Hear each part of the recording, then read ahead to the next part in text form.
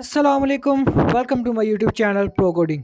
तो गाइस, जैसा कि लास्ट लेक्चर में हमने देखा कि हम किस तरह से एक साइन अप और साइन इन फॉर्म जो है वो क्रिएट कर सकते हैं। तो आज के लेक्चर में हम देखेंगे कि हम किस तरह से किसी भी वेबसाइट के पेज को रिस्पॉन्सिव बना सकते हैं और उसकी एसईओ के बारे में भी हम थोड़ा सा बात करेंगे, वो भी एक जस्ट सिंपल टैग को यूज़ करते हुए। और उस टैग का नेम है मेटा टैग। लास्ट लेक्चर में जब हमने ये साइन अप फॉर्म क्रिएट किया था तो उस फॉर्म के अंदर भी हमने मेटा टैग को यूज़ किया था। तो चलिए देखते हैं कि मेटा टैग किस काम के लिए यूज़ होता है। बेसिकली मेटा टैग जो है वो डिस्क्रिप्शन के लिए भी यूज़ होता है, यानी कि आप किसी भी वेबसाइट को सर्च करते हैं तो उस वेबसाइट के लिंक के नीचे जो आपको डिस्क्रिप्शन नज़र आती है वो आप भी एक मेटा टैग को यूज़ करते हुए लिख सकते हैं। इस तरह मेटा टैग को यूज़ करते हुए आप कीवर्ड्स दे सकते हैं अपनी वेबसाइट के अंदर के आपकी जब सर्च इंजन एसईओ के लिए वो यूज़ होते हैं कीवर्ड्स कि आपकी वेबसाइट किस काम के लिए, यानी कि अगर आपकी वेबसाइट किसी HTML के लिए तो आप उसके कीवर्ड्स के अंदर HTML CSS से जावास्क्रिप्ट वगैरह लिख सकते हैं कि जब कोई सर्च इंजन पर या कोई ब्राउज़र के ऊपर कोई सर्च करे HTML तो आपकी वेबसाइट जो है वो टॉप पे है। उसके लिए भी SEO के लिए भी सर्च ये जो मेटा टैग वो यूज़ होता है।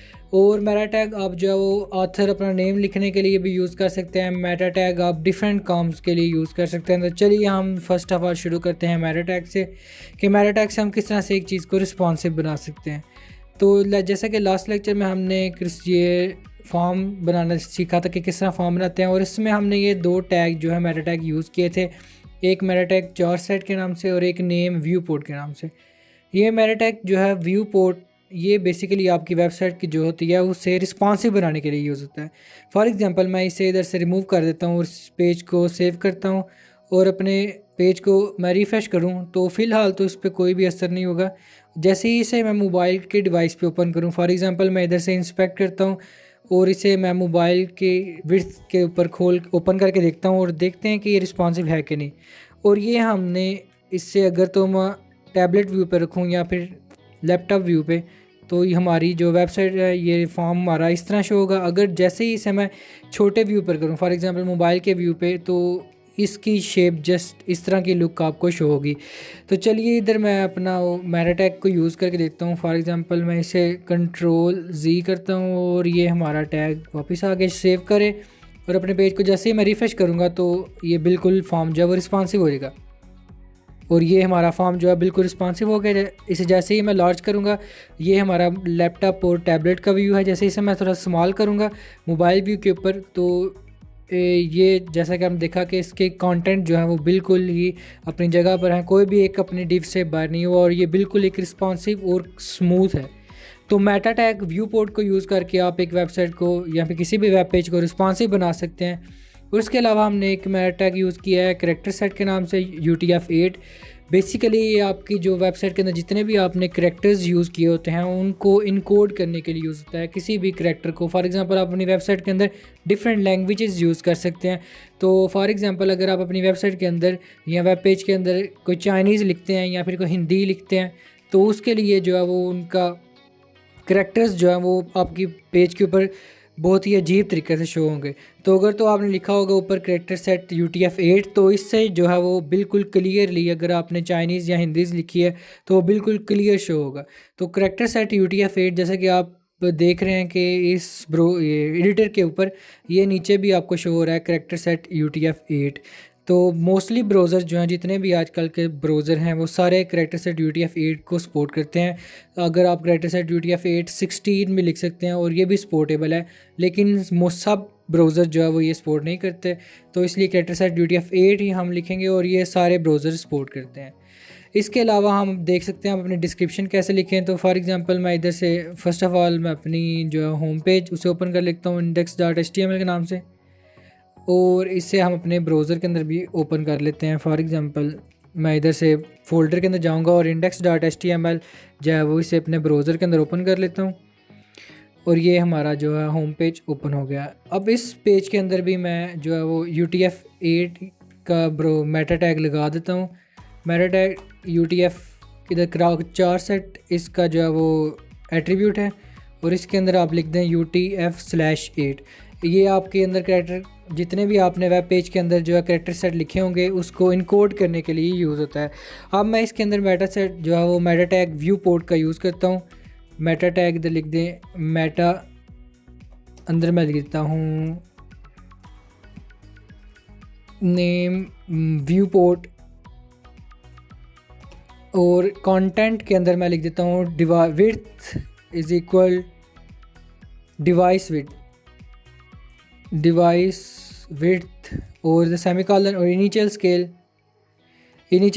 इज़ इक्वल टू 1.0 कर दें, और ये आपका पेज जो है बिल्कुल रिस्पॉन्सिव हो जाएगा। जिससे रिफ़्रेश करें और जैसे ही इसे मैं अपने मोबाइल के व्यू पे ओपन करूँगा तो ये एक रिस्पॉन्सिव व्यू आपको शो करेगा कि जैसे मैं इसको इसकी विड्थ जो है वो इंक्रीज़ करता जाऊँ, ये अब उस विड्थ के लिहाज से अपनी जो साइज़ को इंक्रीज़ या डिक्रीज़ करता जा रहा है।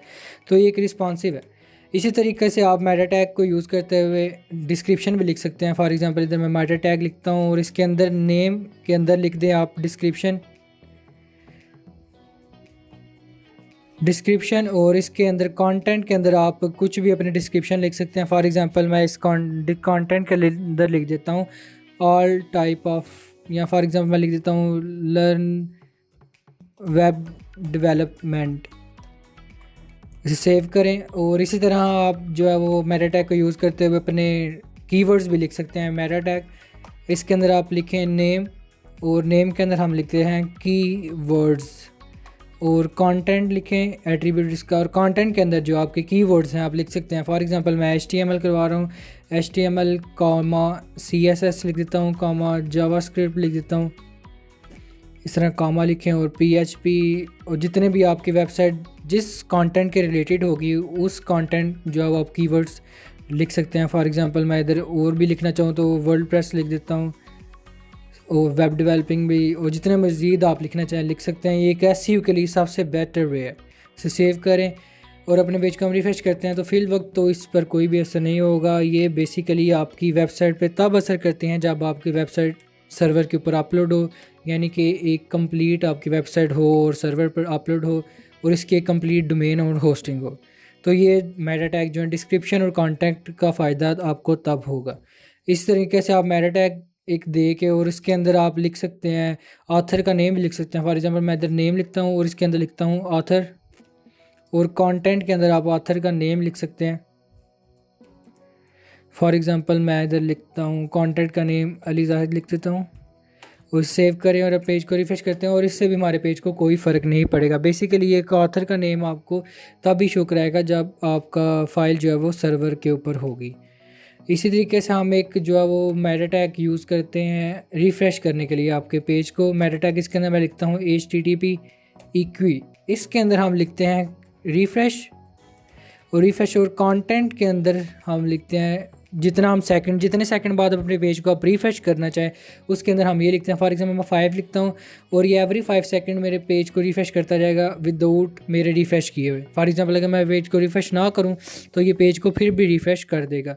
तो अभी तो आपको शो तो नहीं होगा। फ़र्स्ट ऑफ़ ऑल हम इधर से क्या करते हैं, फॉर एग्ज़ाम्पल मैं इधर से ये इमेज जो है वो ख़त्म कर देता हूँ, ये वाली इमेज, या फिर ये लास्ट वाली इमेज जो है वैसे मैं अपने पेज से रिमूव कर देता हूँ इधर से। फॉर एग्जांपल मैं ये इस तरह रिमूव की, इसे पेज को रिफ्रेश करते हैं और ये इमेज जो है हमारी रिमूव हो गई है लास्ट से। ये जैसा कि आप देख रहे हैं कि ये कैट आपको शो हो रहा है, यानी कि इमेज लास्ट से ख़त्म हो गई है। अब हम जैसे ही इसके एंड पे JPG लिखेंगे और ये हमारी इमेज जो है वो कनेक्ट होगी। जैसे ही हम इसे पेज को रिफ्रेश करेंगे तो फॉर एग्ज़ाम्पल मैं इसे भी ओपन कर लेता हूँ, और जैसे ही मैं इसे सेव करता हूँ और मेरे विदाउट मेरे रिफ़्रेश किए इमेज आपको शो हो जाएगी पेज के ऊपर आफ्टर 5 सेकंड। तो ये देख रहे हैं कि वो इमेज जो है मेरे रिफ़्रेश किए बगैर ही नीचे शो होगी आफ्टर एवरी 5 सेकंड जो पेज जो है वो रिफ़्रेश हो रहा है। आप इधर भी देख सकते हैं कि पेज जो है वो आफ्टर एवरी 5 सेकंड जो है रिफ़्रेश हो रहा है। तो इससे आपका जो कंटेंट है वो बेसिकली सर्वर से जो है वो डायरेक्ट लोड हो रहा था। अगर तो आपकी कोई भी फाइल जो है वो सर्वर से लोड नहीं हो रही तो आफ्टर एवरी 5 सेकंड वो सर्वर से लोड होकर आपके पेज के ऊपर शो हो जाएगी। तो आज के लिए इतना ही गाइस। अगर वीडियो अच्छी लगी है तो लाइक करें, सब्सक्राइब करें और अपने दोस्तों के साथ शेयर करें और बेल आइकन को भी ज़रूर टच करें। और इंशाल्लाह हम अपने नेक्स्ट वीडियो के साथ जल्द मिलेंगे। अल्लाह हाफिज़।